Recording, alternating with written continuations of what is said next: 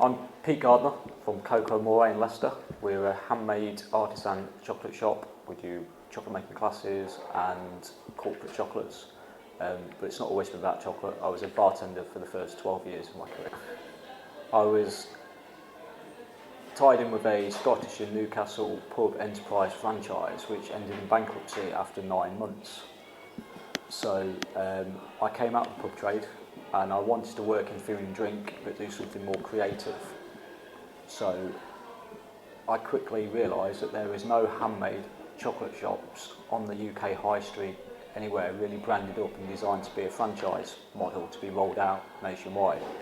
So I taught myself chocolate making, watching some YouTube videos, read some recipe books, put a business plan together, pitched it to East Midlands Enterprise Loans in Nottingham, who gave me my first £15,000 startup loan to open Chocolate Alchemy in Loughborough, which I ran for 4 years, then sold it, and then started this brand, Cocoa More, in the Silver Arcade, October 2013. Our lease ended at Easter this year, so we've grown so quickly.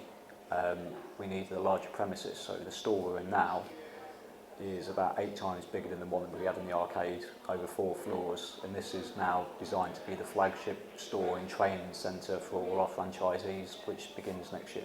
The main differences being here than being in the arcade is we're very much alone here, whereas the arcade we had a nice community kind of spirit with the different businesses, and we network very well and all work together.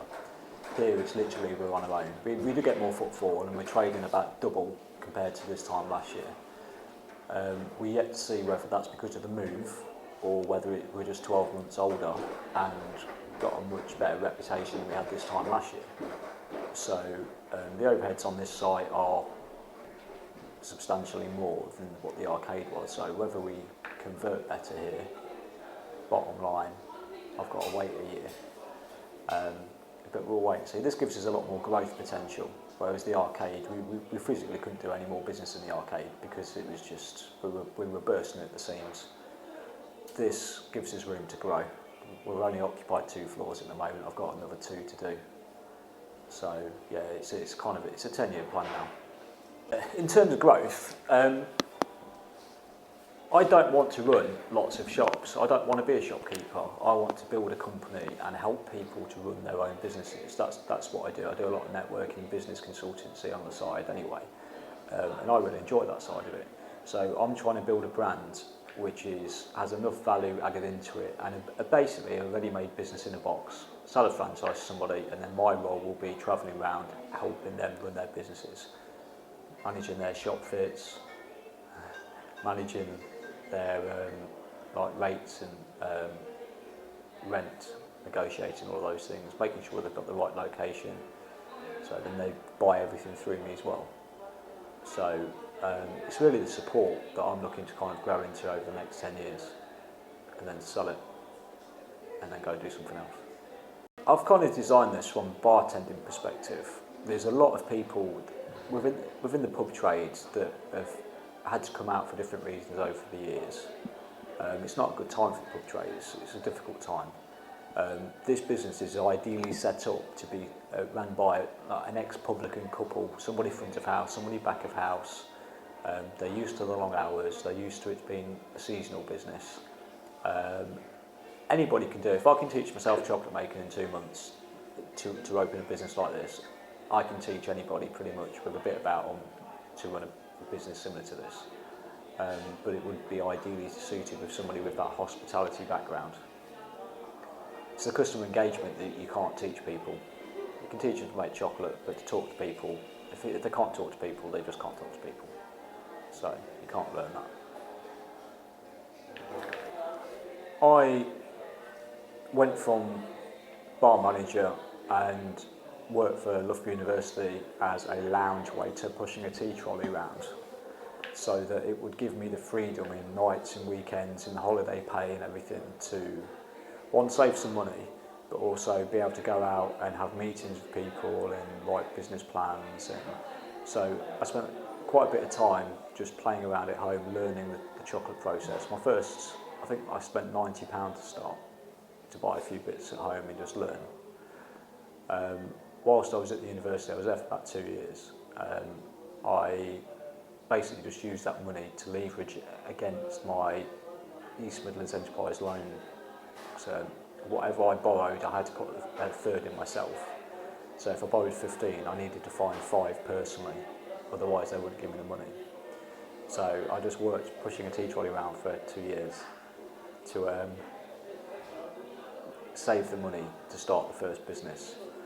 It was a bit of a learning curve because I've never worked with chocolate before. And then staff-wise, all of my staff, until recently, have always been bartenders. So what I realised was the reason we don't have handmade chocolate shops on the high streets branded up and rolled out is mainly because people that have trained in chocolate or trained in patisserie generally spend their lives locked away in the back kitchen, probably never seen the light of day, don't know how to talk to people, don't know how to sell a product. This has been built on customer service.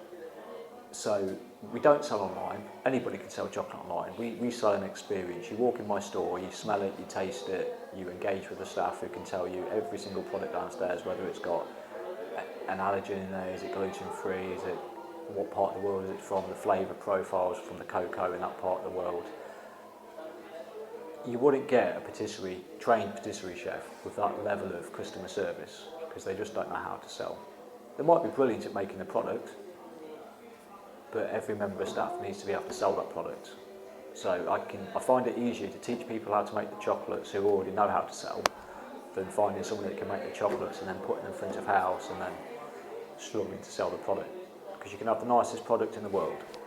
If you can't sell it, there's no point. So it's all down to customer service.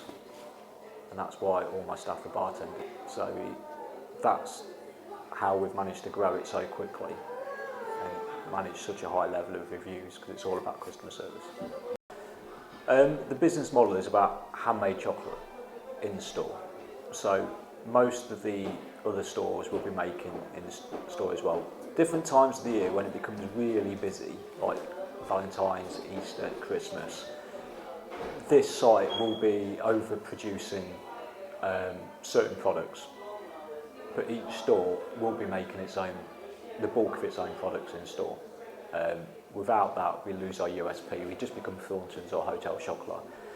When you walk in, you can actually see the person behind the counter working with the chocolate, making the chocolates, and that's what we're about. We'll never lose that. If it gets to that point, I won't do it anymore. That's when you sell and get out. Having fun is more important than making money. If I get to the point where I'm not enjoying it, I'm not having fun anymore, I won't do it anymore. So it's that simple.